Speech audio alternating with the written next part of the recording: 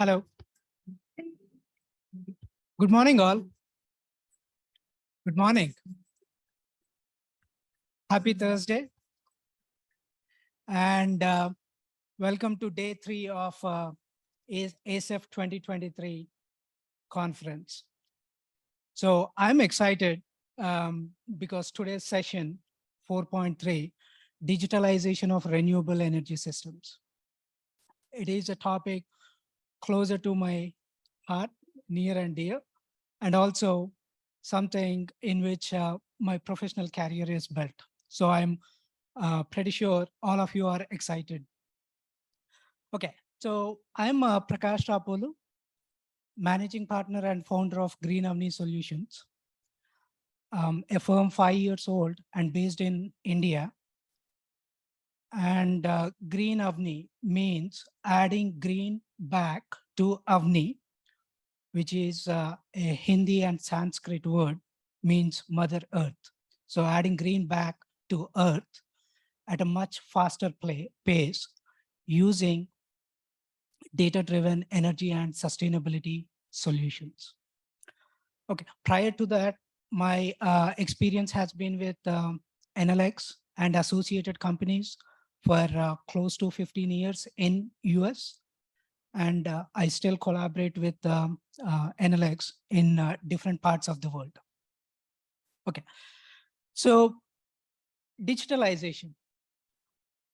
It is a major trend easily for more than 1 decade and close to 2 decades, which is changing everything, the way we do business, with the way we operate, the way we live, including in energy industry. It is changing the fundamentals of energy industry. The traditional models built with utility as seller and everyone as buyer, that is changed on its head with prosumers and consumers. So a fact to mention is, even after this 2 decades of digitalization, an article to quote is, power industry companies in Q2 of 2022, in their annual reports, there has been 34% increase in mention of digitalization, even in Q2 2022. So after continued digitalization, there is a rapid digitalization happening in entirely across the supply chain. So we are moving towards, if not already, a distributed, decentralized, and digitally connected world, which is applicable for energy systems also. Against this backdrop, today's session is much more relevant.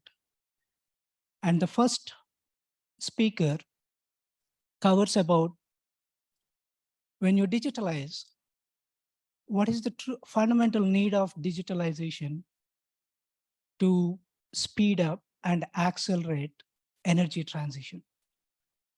When information becomes data, a data that is clean to drive progress towards energy and sustainability goals. So, and what is the requirement for further digitalization and speeding up this energy transition? And after that, the second presentation, building upon these fundamentals, gets into how organizations can scale up their digital transformation journey by scaling innovation by going to cloud.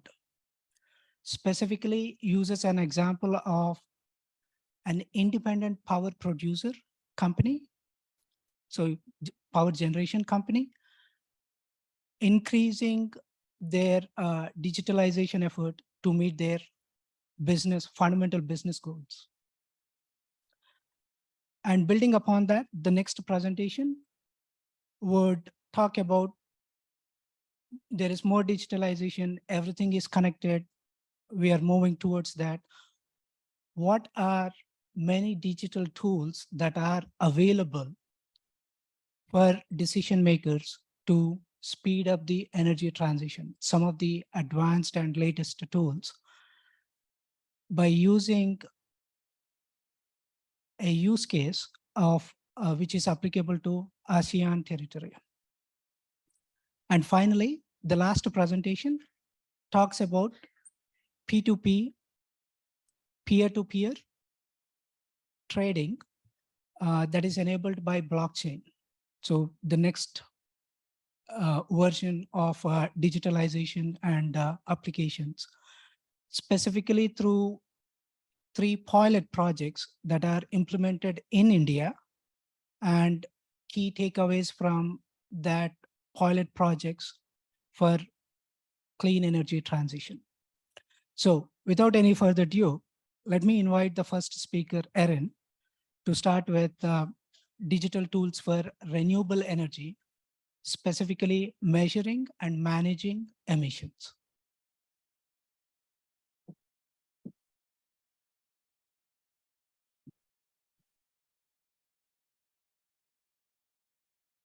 Hi, my name's, could you switch to the, oh, thank you. Hi, my name is Erin Pan. I am from NLX Advisory Services in the APAC region. I'm currently based in Shanghai, China. And I am here today to share with you how digital tools are used for achieving renewable energy goals for different corporations, especially in the CNI industry. And in terms of measuring and managing their emission reductions and how that helps for them to achieve their overall decarbonization. And before I get started, I just want to do a quick introduction of myself. My name is Erin, and I grew up and studied in Canada for over 15 years, and I have over 10 years of experiences working in the sustainability industry within Canada, the United States, and China. So to get started, before coming here over the last couple of weeks when I was preparing for this presentation, I was watching a video on the other day showcasing the new Apple Vision Pro goggles. I'm sure everyone has seen it by now. And even before that, you know, we are exposed to ChatGPT, and it seems like there's a new technological advancement every single day surrounding our world. And that is also the case for the renewable energy and sustainability field, because technology now is an indispensable part of our everyday life. Just a quick introduction of NLX. Enel is the global leader in energy transition, especially in transmission and distribution around the world. We are the #1 network operator in the world with 76 million end users, the world's largest private player in renewable energy production with 56 gigawatts of renewable capacity. And as part of our advisory services, we are extremely large global energy and sustainability advisor team working with 55% of the Fortune 100 companies in the world. And at the same time, we're also the global leaders in terms of demand response with 8.4 gigawatts of DR capacity internationally. As we work with our clients and customers in the CNI space through our advisory services, it's extremely important for us to realize that managing and monitoring their data and utilizing their digital tools to help with their data portfolio is the #1 step for them to complete their sustainability goals. As part of the process, we help them with the measure, plan, implement, and reporting cycle to help them with their decarbonization targets. And as part of this cycle, there are many different aspects of it where we really rely on our digital platform to help with the client. For example, their scope 1, 2, 3 emissions data tracking and their energy tracking, their JG protocol emissions inventory, their ISO reporting, also including their CDP, TCF, DSBTI targets. And then at the same time, when they're planning for their strategies, looking at the risks of management against the volatile energy markets. And then during the implementation, a significant part of our work is helping with the renewable energy PPA procurement throughout the world. And as part of our team, especially within the APAC region.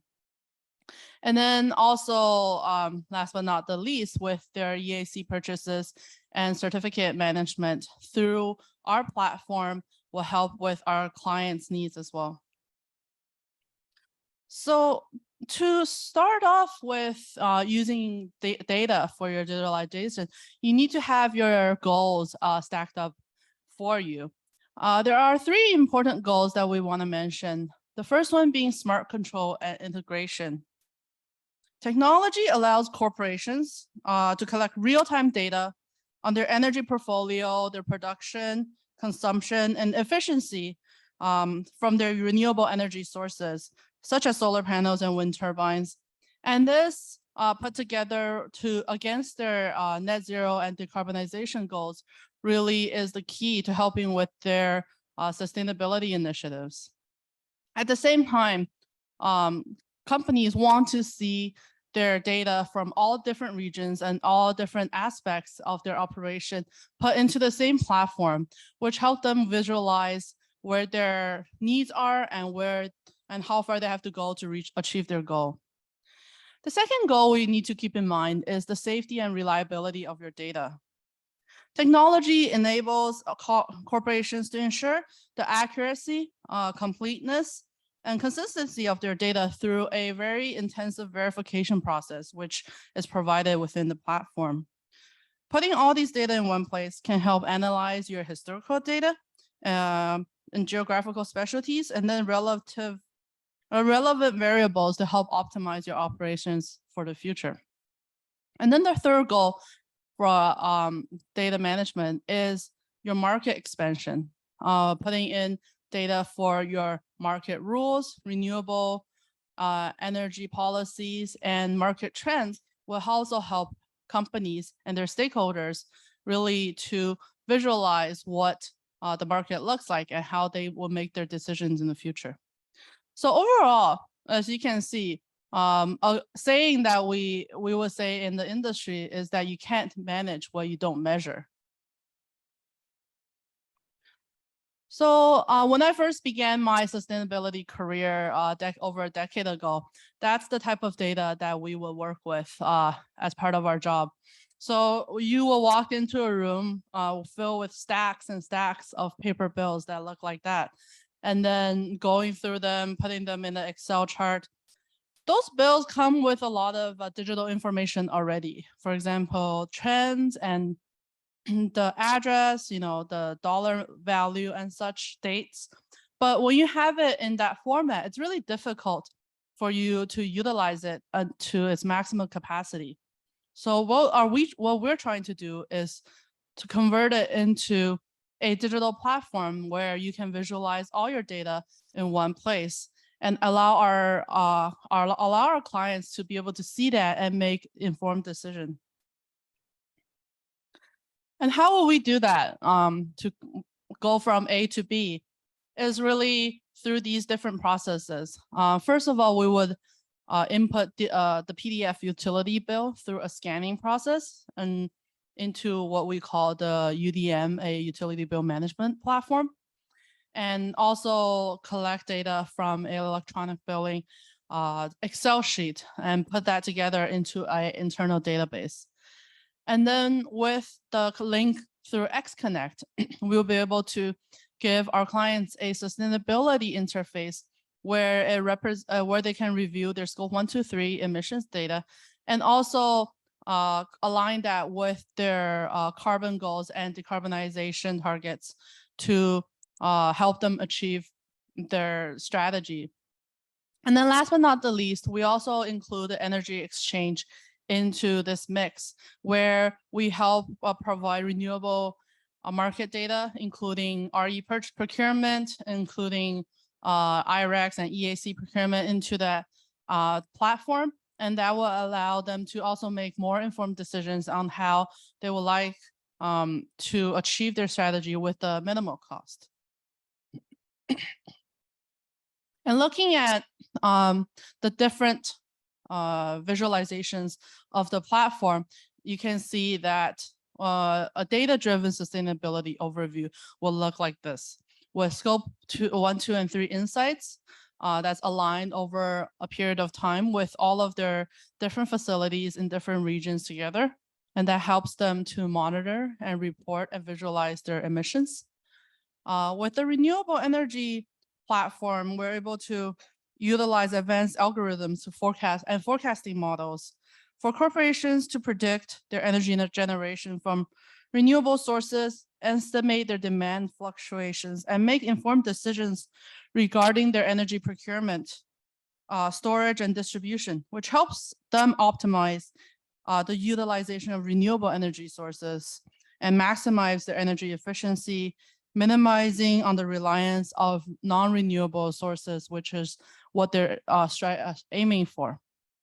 And then finally, for the emission factor management, we're able to provide different emission factors regarding whether it's location or market-based to help them with their strategy in different regions of the world. And with that in mind, when you put all your energy-related data together, there are really endless possibilities on what you can do to shape your business decisions in the essential energy market. That includes predicting market trend updates within the utility price to catch the lowest price possible for your company. With advancing your regulatory intelligence, provide really the most in-depth analysis of the opportunities ahead.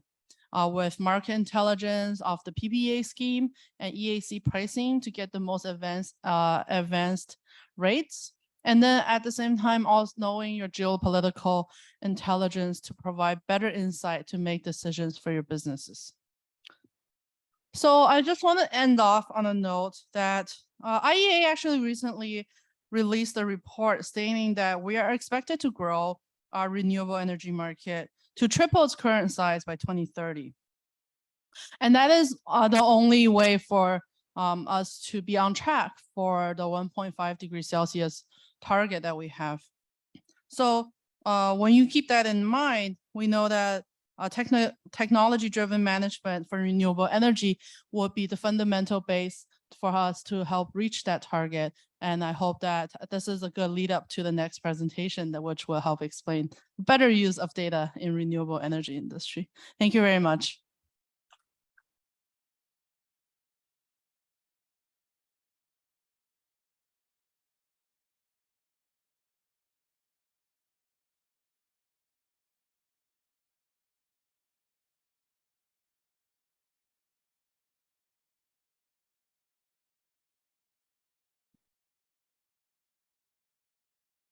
Good morning, everyone.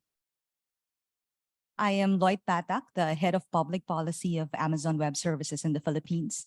I was with the geothermal energy sector for almost a decade, which is why when I see a geothermal field, my heart still skips a beat.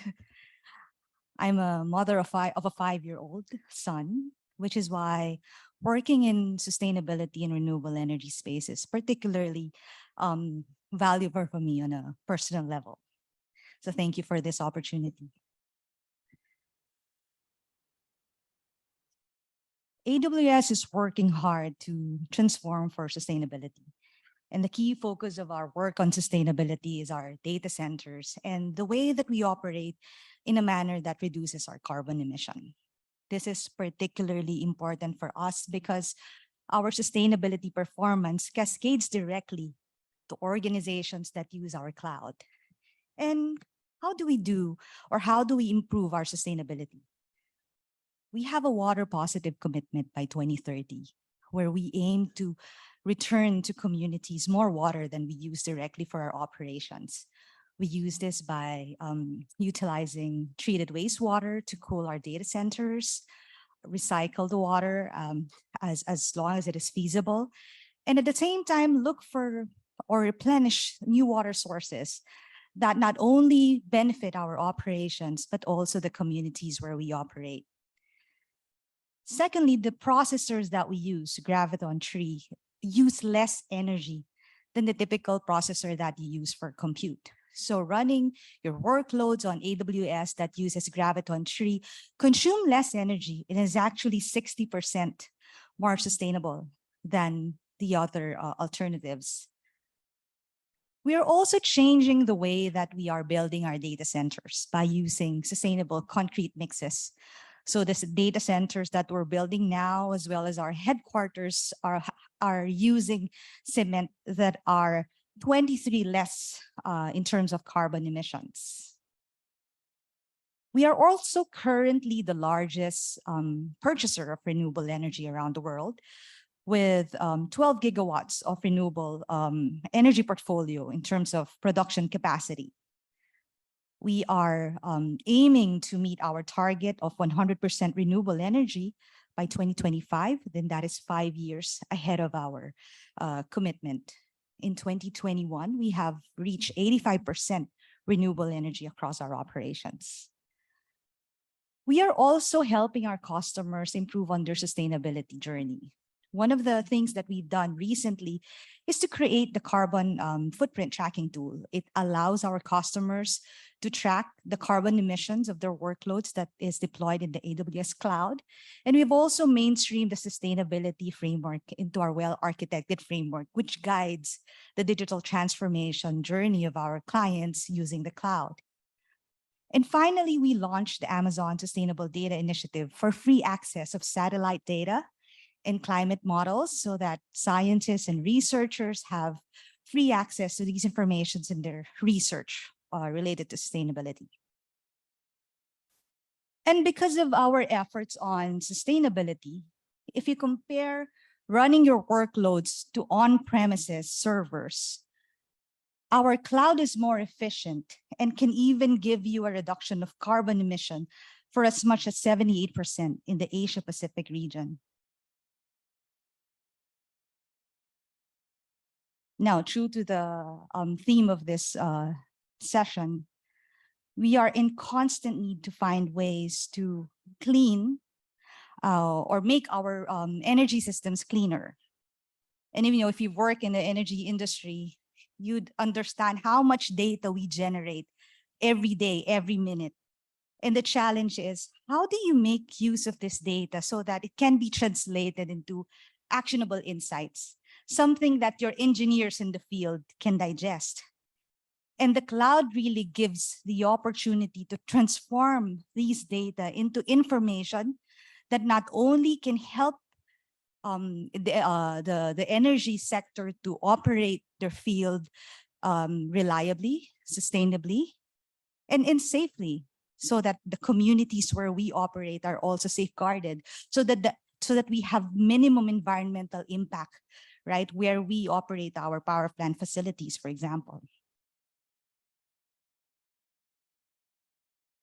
Now, as I said, the data from energy assets are growing exponentially, and they come from various sources and in various forms and used by different people with different level of skill sets, right, and analyzed by various tools. And this is very challenging because I remember speaking to an engineer once, and he needed to report to his boss, what is the price per kilowatt hour? What is the energy efficiency? And he was grappling to look at these data in many, many sources, and he couldn't give real-time information to his boss. And that's actually very challenging, right? But for a long time, that has been the way of working, in various energy assets, especially those that have been operating for a very long time. Now, using the cloud can actually eliminate all those heavy lifting, the number crunching that you do manually, and really focus your talents and skills to the core business of running, developing an energy asset in a way that that meets your operational excellence metrics, just like what I mentioned a while ago: operational reliability, safety and security, agility, customer satisfaction, and even managing your cost. Now, I'm going to be sharing or talking about something, a project where I think each of the Amazonians are very proud of, when we talk about the renewable energy space. So Greenco is a leading renewable energy company in India. So in terms of their assets, they have 2,300 wind turbines, 5 million solar panels, and 25 sites for hydropower across 15 states in India. Now, just imagine the massive information they're generating. Who in the audience know how much per second does a wind turbine generate in terms of data? 1 second, 500. Do you know how a wind turbine works? Right? So it has sensors. The sensors, for example, let's just say the sensor for your anemometer and wind vane, right? It gives you the direction and the speed of the wind. It then sends the signal to the SCADA, or the supervisory control and acquisition data system, right? And that SCADA will send the information to a control tower or a CPU, and then the CPU sends that information back to the mechanical system of the turbine so that the turbine can make adjustments that meets the optimal energy production, right? And you really need very fast communication and ability to communicate amongst these IoT devices, right? So just imagine 2,300 turbines. How do you ingest that information? How do you analyze that information? If you're going to be depending on-premises server that you cannot scale up and down depending on your need, if you're dependent on license that are locked up, right, for a specific period of time, and you don't really have a flexibility to use or discontinue the usage because of the cost implications. Now, this is the challenge of Greenco, right, to derive value from the many information and data that, that is generated by the wind turbines. And of course, the IT infrastructure that they own and they need to maintain have some cost implications too. The solution that they use is AWS IoT and serverless computation, so that they can create data lakes and IoT platforms that can ingest these data and transform them into actionable insights. And this actually empowered them to monitor their assets the real-time manner. They started in 2021 to deploy only 100 of their turbines. And 17 months later on, they were able to deploy all 2,200 of their wind turbines into the cloud. So just imagine that, that scale that they were able to achieve in a very limited time, right? So the results, as I mentioned, they were able to connect 2,200 wind turbines. That is scalable also, not only in the 100 initial feasible project, right? But yeah, I mentioned 2,200. And this capability for their IoT ingestion is at 80,000 tags per minute. So I mentioned a while ago, you get about 500 worth of values, right, per second in a wind turbine. So this is actually more capability than what Greenco needed to make sure that they're able to extract real-time information and do analytics in their field. And now, by end of 2023, Greenco is planning to translate this digital transformation of their wind turbine to their hydro and solar assets using the AWS cloud. I think one thing that I also would like to underscore about the Greenco experience, right? So you have all these assets across 15 states. And Greenco was able to centralize the monitoring of real-time information. So how is this valuable for an engineer? So remotely, an engineer can address an issue of across the field in case that they get an alarm or alert from their system, right? Engineers are also able to do predictive maintenance of the field. I remember in many instances, you do regular manual inspections of your energy assets. Now with IoT, you don't need to do that. And all of us know how costly an unplanned shutdown is, not only on business, but the impact really on safety and reliability to the communities where we operate is something that you cannot add any dollar value, right? And then my final slide will be talking about the imperatives of successful digital transformation.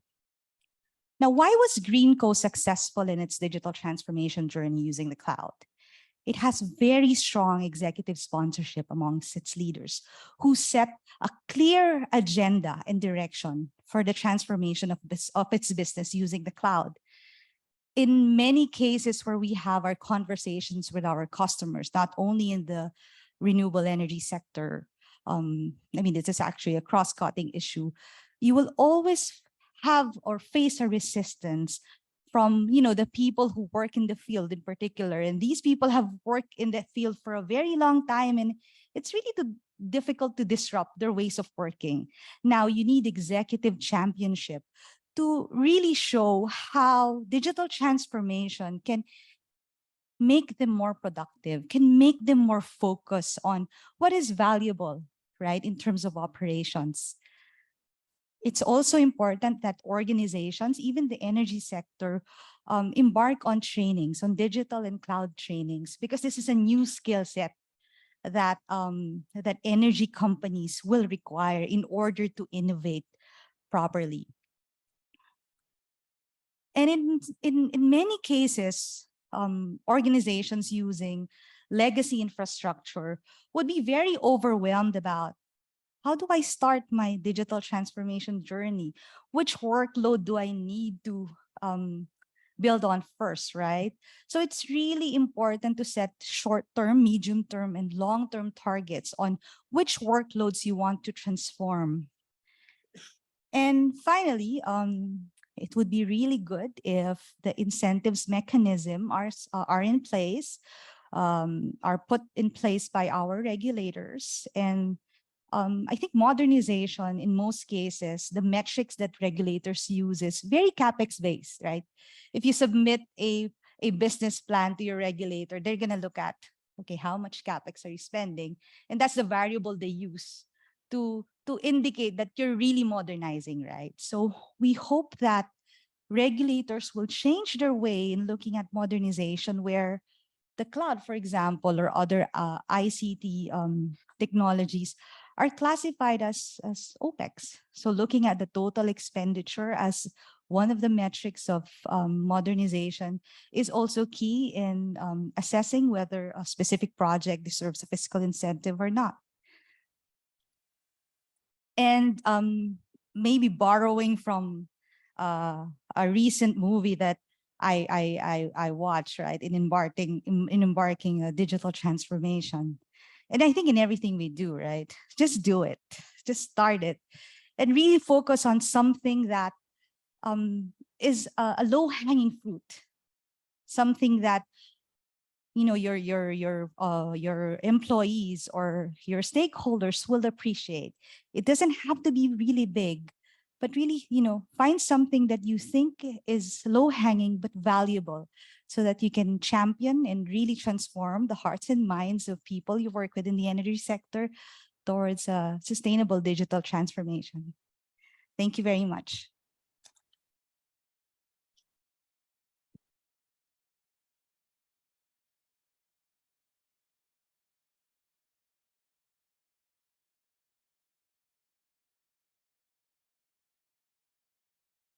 Hello, good morning. My name is Michael Abundo. You can call me Mike for short. I work in Ocean Pixel, which is a spin-off company of Nanyang Technological University way back in 2014. So my day job is with the university, and my part-time job is the CEO of this spin-off company. So allow me this next few minutes to talk about the role of data science and artificial intelligence / machine learning in accelerating sustainable energy transitions, with some of the learnings and case studies that we've done in the Southeast Asia and sort of small island developing states like the Maldives, and now implementing also some work towards renewable energy project development, as well as management. I did nothing. Okay. So over the past 8 years, we've been helping renewable energy project developers, as you can see in that cluster of hexagons. At the heart of that is the renewable energy developer. Around the RE developer are other stakeholders, including technology providers, engineering, procurement, construction, financing, government agencies, consultants, and even O&M functions.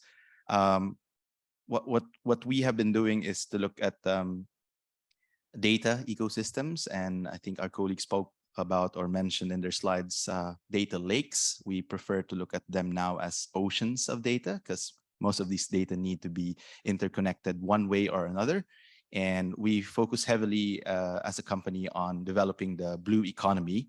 And one of the key enablers of blue economy, which is the greening of marine, coastal, and offshore environments, would be marine renewable energy. It is probably uncontestable that this data revolution is a requirement actually for us to achieve SDGs. And digital ecosystems, including data science, artificial intelligence on top of data and other digital tools, will enable and accelerate sustainable development. In the middle part of this slide, you'll see on the left part, the purple one, maybe sort of how we did it traditionally and how we looked at the power sector. But we probably have this, the green part of this figure is how we see the transformation, the power sector. So Prakash mentioned distributed, decentralized, and digital transformations happening. And that's true now, even not just in technology, but also in the way that policy is being shaped. There in the Philippines, for instance, the Microgrid Systems Act is looking at small power utilities group and these off-grid islands, but there's also a thinking about microgrid clusters even in quote-unquote traditional grid-connected areas. Smart cities could be seen as a microgrid or mini grid on its own, and it could be self-sufficient, self-reliant, and with resiliency factors coming into play, it makes sense for it to now look at being a bit more standalone and not totally reliant on just grid. The Bangsamoro Autonomous Region of Muslim Mindanao, we're working with them on power sector development roadmaps, and we've come to start rethinking electric cooperatives and sort of the traditional way of how they get power and distributed to the consumers by thinking about, could we not look at embedded generation within certain municipalities? So it's vital for everyone to understand that the use of tools is essential. And I think we have been using tools already engineering-wise to understand certain technological and technical information. But I think we need to elevate the use of these tools also to generate insights in sort of the non-engineering world. Decision makers typically do not come only from engineering backgrounds, but other areas of business as well. So one example I'm highlighting here is incorporating, let's say, marine renewables as part of an energy mix. So we have examples from the Philippines and also in Indonesia and in Singapore highlighted on this slide. And actually, the Southeast Asian region, if you look at the archipelagic countries in general, as island nations, then it makes sense for them to take a look at options beyond land-based renewable energy. And tools like this on the left show you not only where good sites might be, but inside those good sites, what might be the energy yield of different types of technologies. So there's a database there that takes into account technical parameters, cut-in speed, rated power, and required water depth, for instance. And the business folks will probably just, at the end of the day, I want to know the levelized cost of energy, give me my ROI, give me sort of the economics of it. But actually, it is the techno-economics probably that we need to take into account. Then case studies obviously help as well. So on the right side, you'll see a case study of looking at just diesel genset versus just diesel genset hybridized with solar and battery. And then finally, an optimized version of looking at diesel genset with solar, tidal, and a reduced amount of battery. So an optimization case, obviously you could use that using traditional tools as well. So insights coming out of these exercises, if you use data science, you could take into account other things. Tidal being one of the most predictable resources, for instance. You do a resource assessment for over a 3-month period, and you could get over 95% confidence for what the predicted flows and power output will be over the next 18.6 years every 30 minutes. So that is not something which other forms of renewable like solar or wind could actually give you, just because of the uncertainties involved in the resource.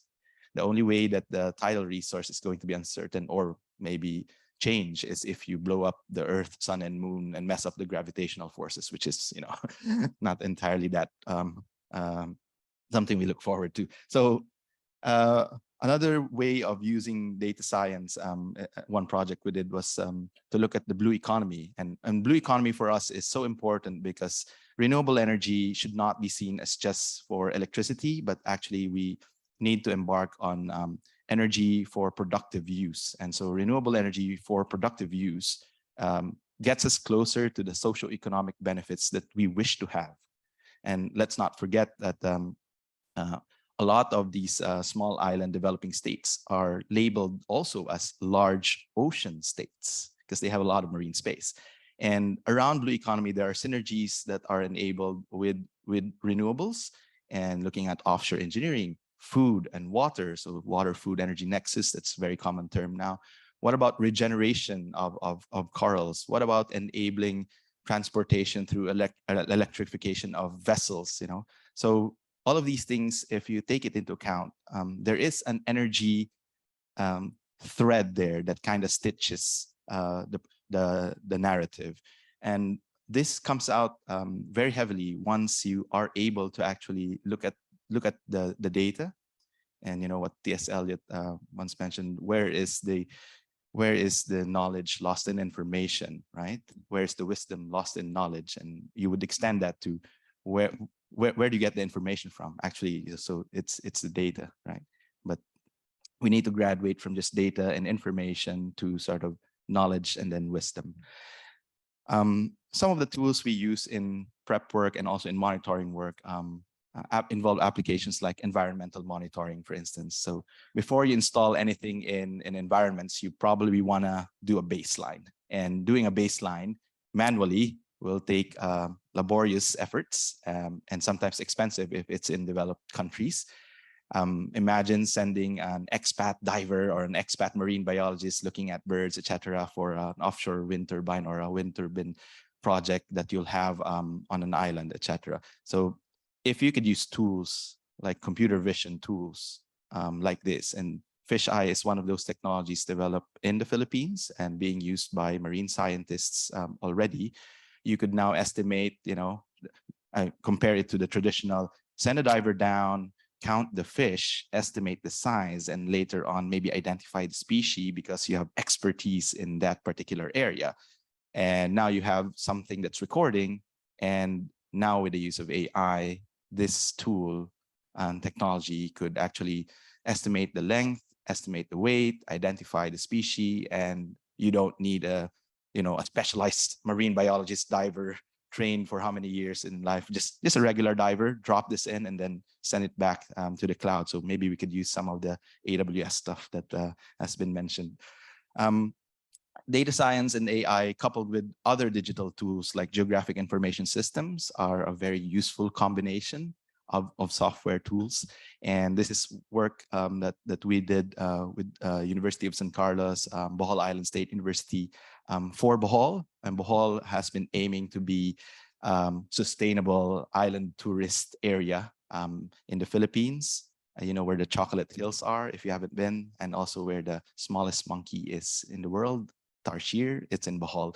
So they want to obviously use renewable energy. And part of the challenge is, where do we put what type, and how large do we need grid upgrades? So all these questions come into play.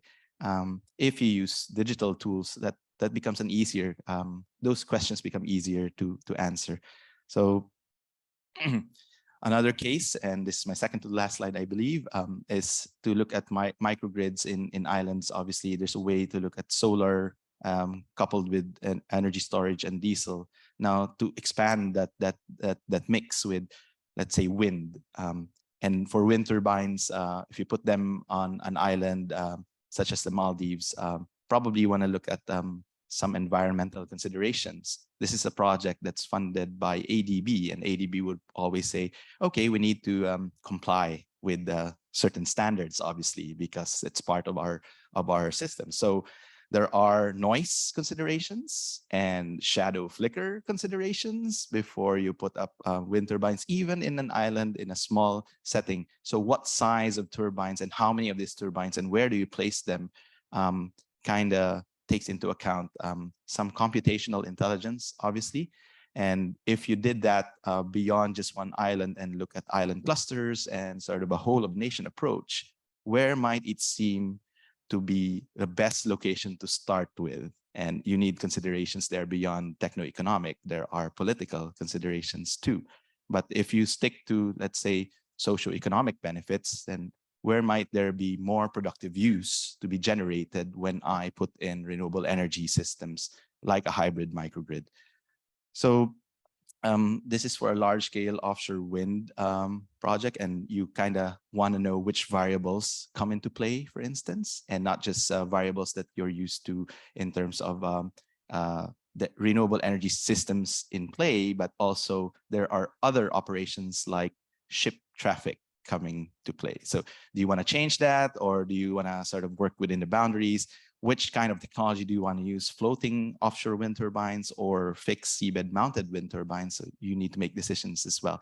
So these tools help you, and on the lower right here shows you how humans and project developers would rank, which one's more important? Is it the bathymetry or is it the marine protected area? By how much? So then you start seeing some inconsistencies sometimes in their replies. But that's sort of the complexity of how we make decisions, and we try and capture that. And the whole AI quote unquote magic comes around with trying to make sense of how complex we think, and artificial intelligence takes care of making those connections. So my last slide, key takeaway really is that a lot of these digital tools do enable sustainable development, and particularly for island nations, Maldives, the Pacific, archipelagic countries like ours. It's a bit more exciting, I would say, because small islands are by default integrated already. So you can't have them sort of not think about other things. They need to think about other things. And so it kind of forces us to think of what are the livelihoods that will be enabled if I change my energy system here. Is there some synergy that I could take advantage of? So these digital ecosystems are super helpful, and such is the case. We've been employing these tools ever since 2014 when we spun off, and it has been useful because it has helped renewable energy project developers reduce their time by 50% and their cost by 50%. So with that, I end my talk. Thank you very much.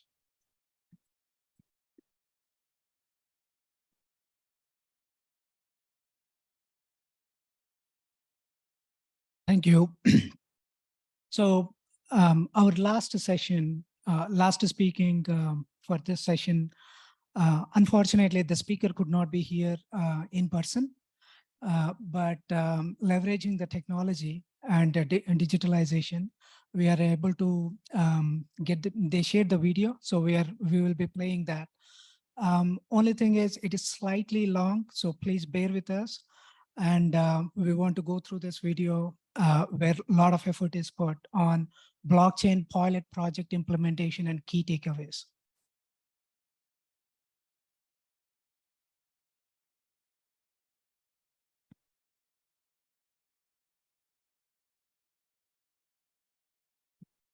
respected chair, moderator, fellow panelists, and the distinguished experts in the audience. Good morning to all of you. It's unfortunate that I couldn't come to Manila to be with you all to make this presentation on the very important pilot projects which you have undertaken in India. Due to an unfortunate accident happened to my wife few days ago, I am unable to make my travel. And I thank the organizers for giving this opportunity, particularly to present my recorded version to you all. I'll talk about the 3 blockchain pilot projects which we have undertaken in 3 different states in India in the last 2 years. So as you know, blockchain is a distributed digital ledger of financial transactions that are simultaneously stored in and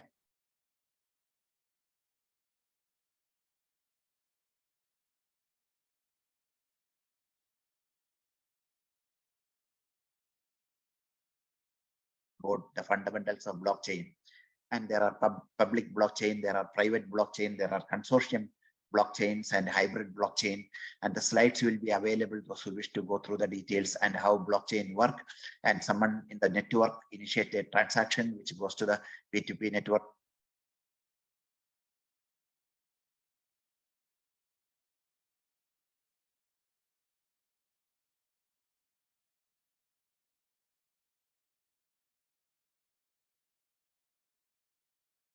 Please bear with us. I went through this recording multiple times. It worked fine. So there is audio. Process how the blockchain work. And basically this consensus mechanism, how a computers in a large distributed network consensus is achieved. And there are different ways of it. I have given in the slides details of different consensus mechanism which are used in the blockchain. Proof of work was the first one which came actually along with which Satoshi Nakamoto in 2008 for the Bitcoin network. First time they have came out with a full proof Byzantine fault tolerant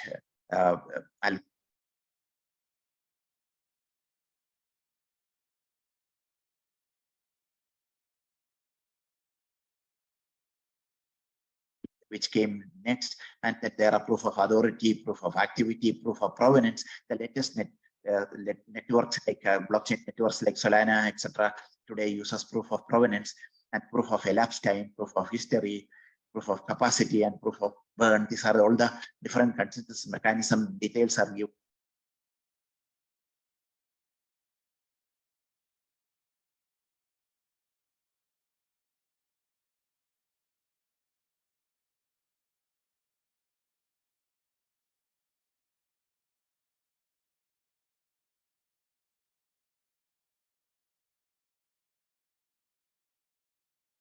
One and only version of the truth that is agreed upon by all nodes in the blockchain.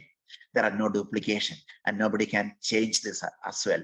Consensus algorithm assume that some processes and nodes will be unavailable at times. So algorithms also assume some communication will be lost in transmission. However, a response is required from available nodes, and most algorithms may require at least 51% of the nodes to respond to achieve a consensus. And this consensus algorithms is achieved with the minimum resources. Each block is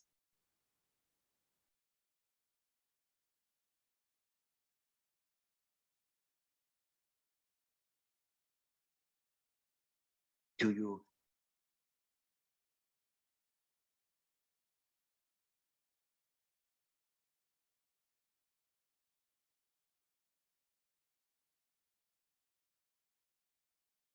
Okay. Technology, when it works, it works. It's great. And when we run into issue, then human needs to intervene to make it work. So maybe in the interest of session, we will skip this presentation and just focus on the actual projects and the key takeaways. So we'll just give it one more chance. If that doesn't happen, we will get into Q&A. a new instance of the Oracle CCNB billing system. The Lucknow, the utility Uttar Pradesh Power Corporation, UPPCL, they use us Oracle CCNB billing system. And since their ongoing billing mechanism, we didn't want to interfere with that. We hosted a new instance, installed a new instance of the Oracle CCNB billing system on the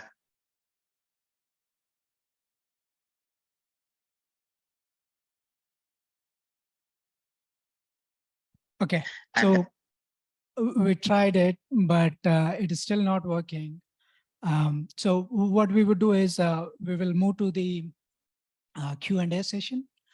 And so I invite the three speakers to be on the dais.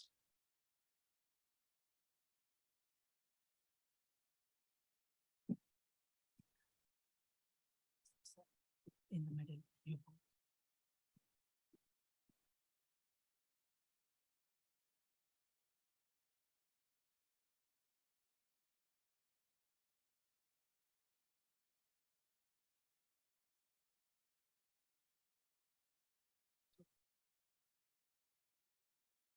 Please send your questions through the event app also. We would start with, in the interest of time, maybe a couple of things. One, key takeaways from each presenter for their session. There is a lot of content that we went through, but what is one thing that each of the presenter wants to take away? So let's start with Light. Well, really for renewable energy companies, right? And even other sectors here, financial sector, healthcare sector, there's a really good business case to use the cloud so that you can focus your energy, your talents, your manpower on your core business and really utilizing cloud not only produces cost savings, but really productivity and operational excellence. Thank you. Thank you. Next, Erin. Thank you, Prakash. I think the main key takeaway from my presentation is really to emphasize the importance of having and gathering your data into one place and how that is extremely important for the management that will empower your company to make the most informed decision. Because we've run into so many different examples where when we walk into a situation and the data is really not there. And that unfortunately is actually most cases for us. So I think we really need to understand that data is the fundamental before you really do anything. And I think my peers will agree on that as well. Thank you, Erin. Mike. Yep, I just want to summarize that there's a spectrum of applications of the digital tools, anywhere from consolidation to discovery to sort of intelligence and even recommendations. So, but the key is to look at the appropriate use of these tools. Sometimes they're suitable for certain types of uses, sometimes they're not. And I think we're still yet to bridge the renewable energy towards socioeconomic benefit gap. And I think the use of maybe data science, AI, and other tools could help accelerate that. Thank you. Thank you, Mike. So, I mean, before this presentation session, speakers have shared a few questions that they want the topics to be expounded on during the session. So we will start with Mike. And maybe one of the question is, there are a lot of tools. With increased digitalization, there are a lot of digital tools, avenues available. So how do we, maybe could you share your views and light on how do we make sense of all this digital data and a process or approach that we can use to leverage this data to speed up energy transition? Um, we always view the approach here for energy transition as ecosystems, and coming in with that mindset that we are not alone and we have to work with other agents, partners, and actors around us makes us think about it in a distributed manner, also workload wise, in the human sense, and also in the sort of server sense, if you may. Coming at it with that ecosystem mindset allows you to think about not siloing in terms of finding answers. And so when you talk about all of this data, yeah, it's all there, but what is the problem, the use case that you're trying to address? It's not everything in the world for sure, right? There is a certain use case that maybe your current engineers, maybe your power plant people, maybe the local island council wants to address. So that becomes an aggregating point for the ecosystems to sort of zoom into. And then you can have all sorts of suggestions and solutions. And part of that is stakeholder management. And I guess it's the same with digital tools. You kind of manage the use of the digital tools around the stakeholders towards the aggregating use case or problem. Once you have all suggestions, it's easy to do some form of comparative analysis as to which tool is most appropriate. You could score it, you could, vote on it, etc. But then there's sort of uncertainty and risk factors that you need to take into account. So this is a hybrid process where you need the assistance of digital tools and some intelligence there, but you also need the human side, which many times could not be quantified as simply. So this hybrid process allows you to get the best case of hybrid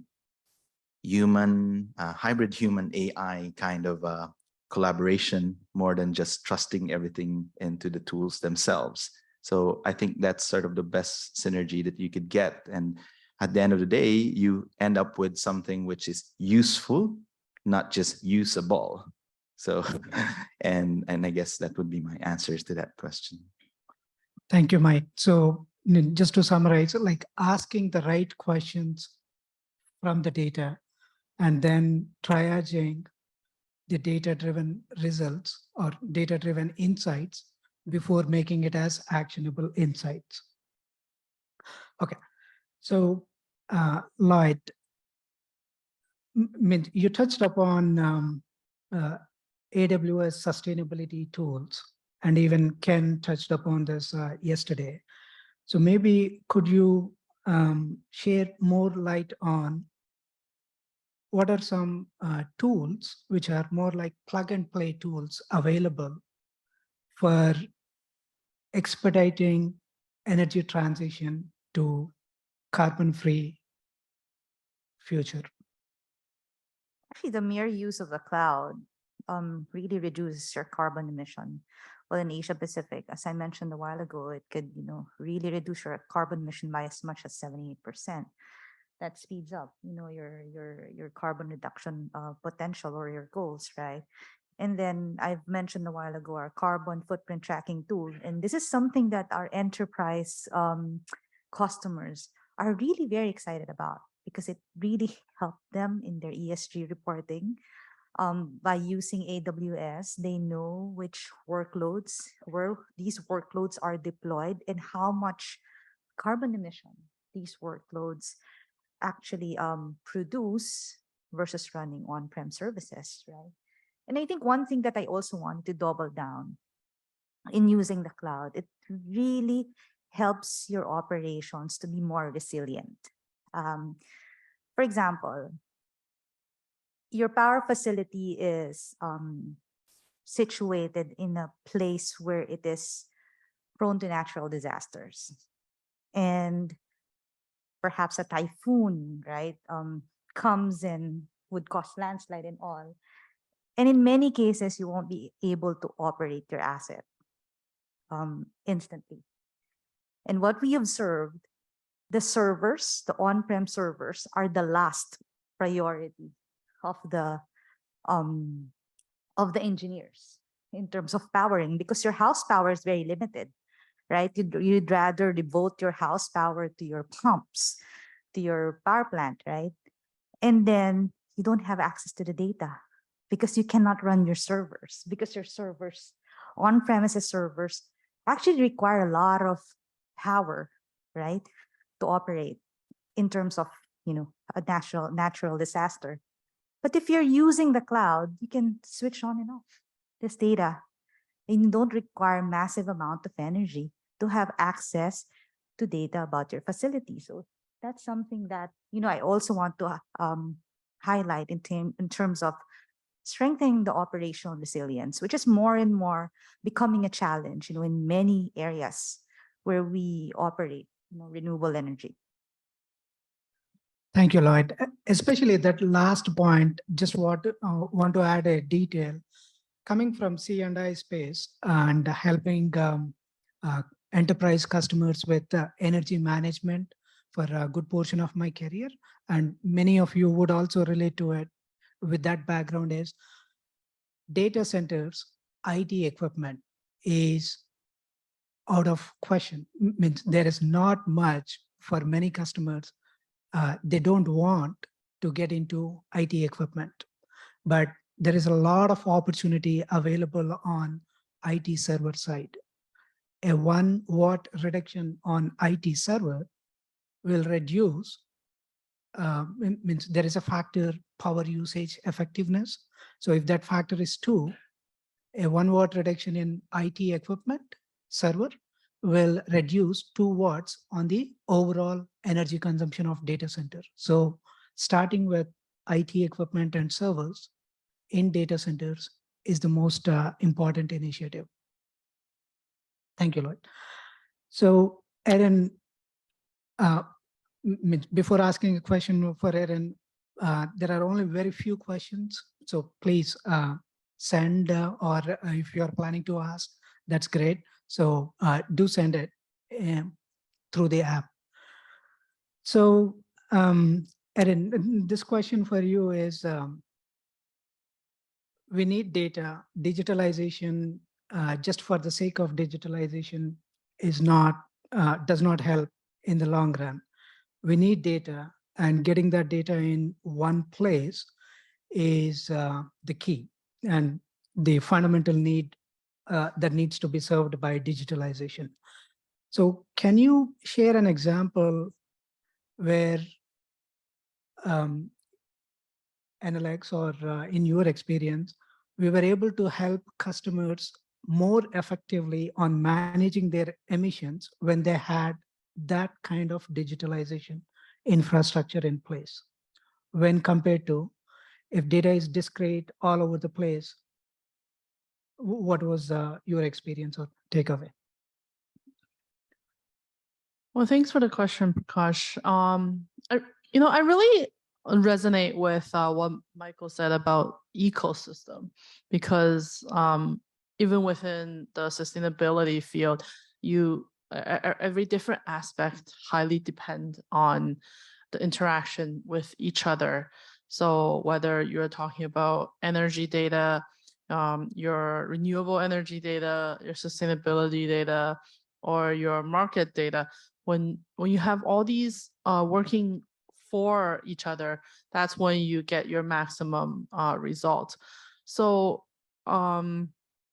specifically, like we see that when we work with clients that has a very comprehensive data set that's already in place, it really makes our life a lot easier going into that case. And we can get started right away on what is your strategy, getting the baseline together, setting your target, and then getting to work on giving them the different options in terms of decarbonization. But if we're walking in with a pile of like bad data, that's what I guess I would call it, then we would be spending a lot of our time just cleaning up the data before we can even get started with any of the real work that needs to be done. And Like I mentioned earlier in my presentation, when I first started my career within sustainability, a lot of what I did was cleaning up data. So I that was like taking up a lot of my time and effort, but really like you can't do anything else until you have that data set together, because that's the only way you can further your approach within the sustainability efforts. So back to your question, I think like at this point in time, like companies and organizations need to recognize that and really need to put an emphasis on getting that clean data and keeping it for anything they want to achieve in the future. Add something. I wanted to respond about digitalization for the sake of digitalization, right? I mean, why are we doing all of these things that we're doing? It's really for our customers, right? In Amazon, one of our leadership principles is customer obsession. And how is innovation in renewable energy cascade to the household, right? To the household that, I mean, for whom we produce the energy. I'll give you a very important case study. So one of our customers' pain points is disconnecting and reconnecting households from their distribution services in the rural areas. They noticed that, after the grace period of 2 weeks, a lot of thousands of households are paying, their electricity bill. But unfortunately, they have been already disconnected by the utility provider because they have reached the grace period. Now, what did the AWS customer do? They use collection intelligence, an analysis of historical data of payments, and they were able to identify hundreds of households who will be paying anyway. So they did not disconnect them anymore. So from a business case or the operational side, it's a reduced cost from the utility provider, and much more the impact on the household to have continuous supply of energy, right? I mean, you never know. A student there is actually relying on their light to do their, do homework or something, So these are the valuable impact that we need to consider, right? About the things that we do for the sake of digital transformation and innovation. Thank you, Lloyd, and thank you, Erin. So maybe a follow-up question, which you mentioned on this one. This is for Lloyd. Incentives for modernization, especially on the policy mechanism. So just taking this opportunity because numerous policymakers are in the audience. Maybe can you share what is the impact on digital transformation has been where these incentives for modernization were available? If they were available in any geography or country, how much digital transformation impact it has been? Well, I think in the Philippines, I can say that a lot of the incentives that are available for startups and small businesses, right, that service energy companies have facilitated the development of these smaller organizations. It is more challenging in the enterprise space because the renewable energy law has some incentives. The renewable energy law in the Philippines has some incentives mechanisms to for modernization. But the way that regulators look at it is, what's your capex, right? And how much of this modernization actually results or is attributed to the increased production in your facility. And sometimes these are hard to measure. There are some resistance also from energy companies to install more meters, right? Because to them it's really cost. But yeah, I think regulators will also have to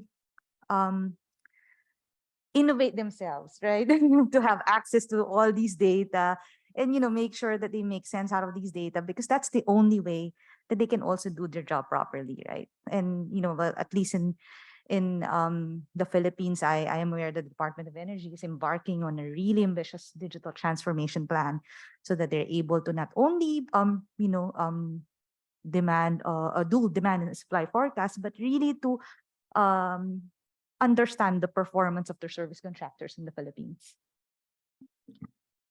Thank you. Maybe there's there are a couple of questions which I want to take from the audience. One is from GBAC.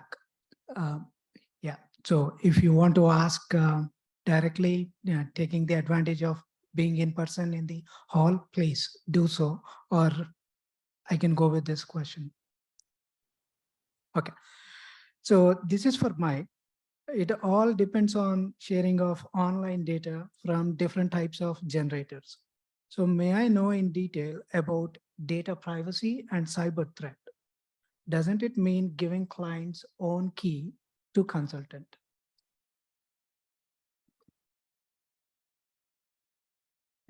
Okay, both Lloyd and Mike. So concern on data privacy and cybersecurity, cyber threats. Is that right? Yeah.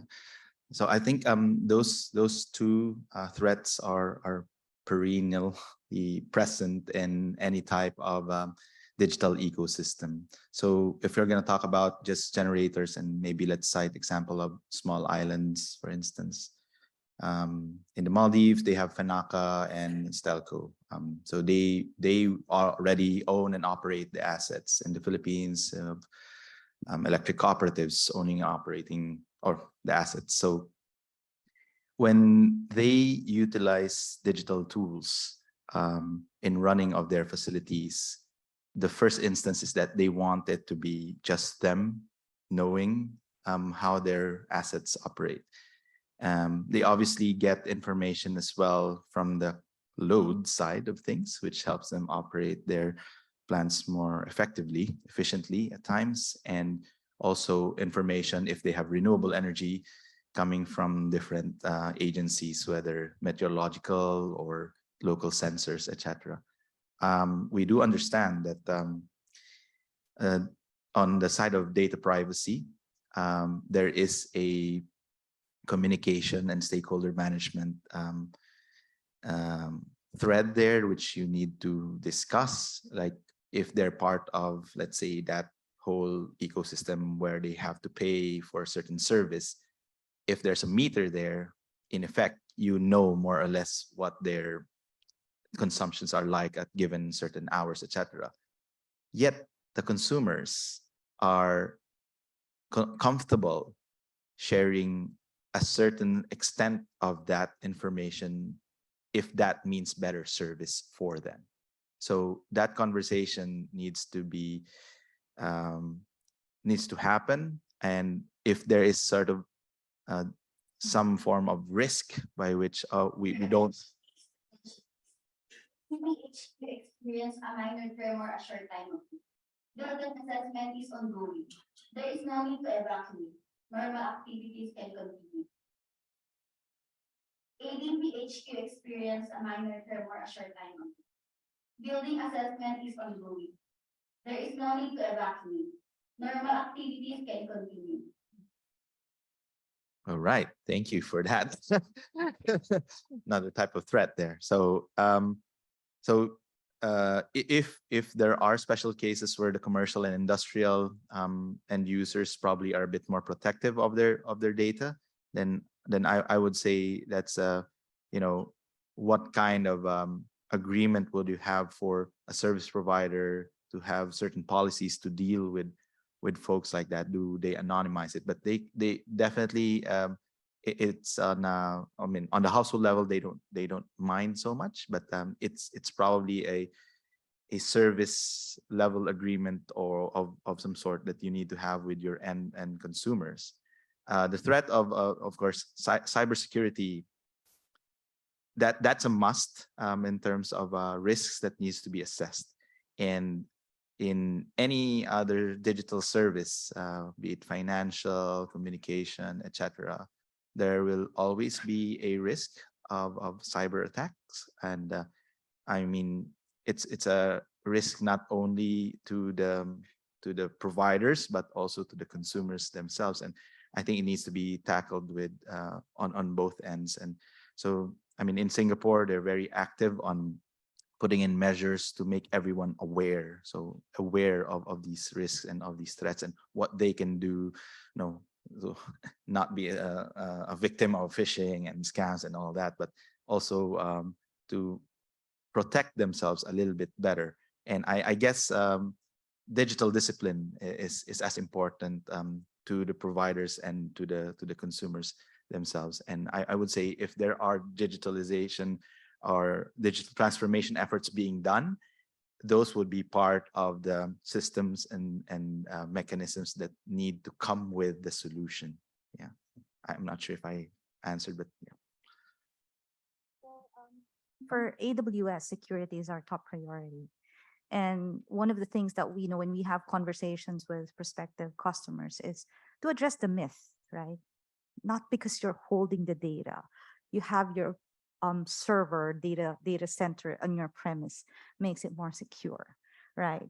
Because attacks on data is cyber. It doesn't happen on the location, which is why we dedicated a large member of our, of our employees focusing only on data center security. We work so hard to ensure that the IT resources or IT infrastructure is secure, but we also underscore the shared responsibility model with our customers. Just like, when you have an iPhone, right? So Apple is making sure that the cloud that you use or your phone infrastructure is secure. But you also, or the customer, the user also has a responsibility to update, right, your security patches. So the same thing also. That is why I underscored a while ago that it's important for energy companies to also build their digital capability, right? To really make sure that their digital transformation is secure and reliable. Thank you, Lloyd. I think one next question is, this is from Richard. How can we encourage governments and utilities to make their data public when they have a culture of secrecy? So it is somewhat related to data privacy and cyber threat, but very specifically on policy side, governments and utilities, how can we encourage them? Well, in my experience in the Philippines, we're really fortunate that there's a good public consultation process, right? And then the cloud first policy that we have in the Philippines has certain guardrails on what data can be made public, can be stored in jurisdictions where the country has control, right? So, just like what Mike mentioned a while ago, in this entire digital transformation journey, not only in the private sector but also in the public sector, there needs to be an effective stakeholder engagement, right? So how can a regulator become more effective in its work if it's working in silos? It has to be an ecosystem approach, which what Erin and Michael mentioned. It's sharing of information. It's making sure that your policies are actually getting the buy-in of the people who are going to be complying. There's a good business case for regulators to make more data available, and as well as there's a consultative process for the regulations that they're putting in place in the energy sector. So Thank can I just add to that a little bit? From our perspective, we see that, with the different frameworks and reporting that's more available now, I think there are a lot more disclosures and transparency in terms of data from different governments and companies worldwide. So I think as the advancement of sustainability focus increases in the next decades, the transparency and make publicity of these data information, I think will only get better, because that's really the way that for us as as all part of the world to move forward. I know because of technical difficulties, we are pressed for time. Any questions from the room, attendees in the room? Okay, so there is another question from Shubha. Just wondering how digitalization is helping promotion of renewable energy in the regions. So maybe Mike, if you want to go first. Yeah, sure. So the more you know about your situation, the better it is that you can actually find solutions, right? So it's as simple as getting to know the problems better, getting to know the gaps better, and finding out which appropriate solutions would then fill those gaps. So if you have more data through digitalization, it's a way for you to inform certain decisions. So I think that has been the theme. I think in the region, looking at Southeast Asia, the likes of Singapore has been way ahead in terms of digital transformation already, and definitely have been putting out the right metrics for not just the government, but also small and medium enterprises now, not just the large enterprises, but to look at downstream inclusive participation, and they provide them with tools necessary for them to understand their own journey in that space. So whether it's a certain type of sector, certain type of industry. And I think that is, we can, I mean, the rest of the region is learning a lot already, and we are tweaking certain models and certain solutions from outside the region to fit, become more suitable for the region. So so in terms of data, it's good that kind of digital transformation generates better insights for you to address the problem of what kind of renewable energy, how much, where, etc. And the tools that we've mentioned a while ago, so geographic information systems, so you can prioritize now which areas, if you're a government, there's an exercise done by NREL with the DOE in the Philippines to look at competitive renewable energy zones. And that would have been impossible if they didn't have access to the right data. Not just renewable energy data, but transmission data, load data, and everything else. So I can go on and on, but maybe it's not the forum for going further. But we can see examples of the empowerment of various players because they have better information due to the digital transformation that has happened.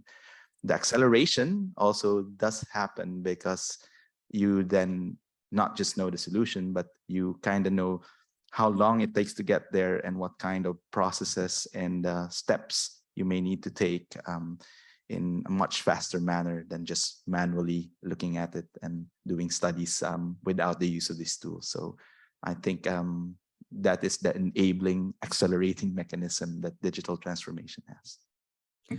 Yeah, thank you, Mike. Maybe just to add last point to that one is, I know this question is about promotion, but data is the key to a lot of plants are getting installed, renewable energy and all that. Data is the only thing that would continue to help us. These plants that are installed or will get installed does continue to operate at their maximum utilization, generation, efficiency level. And that can be only sustained by continuously using data digitalization. Okay, so with that, we are out of time, but thank you. Thanks a lot for attending, and speakers would be here for some more time, and they would be more than welcome to take questions. Okay, thank you. Thanks for attending.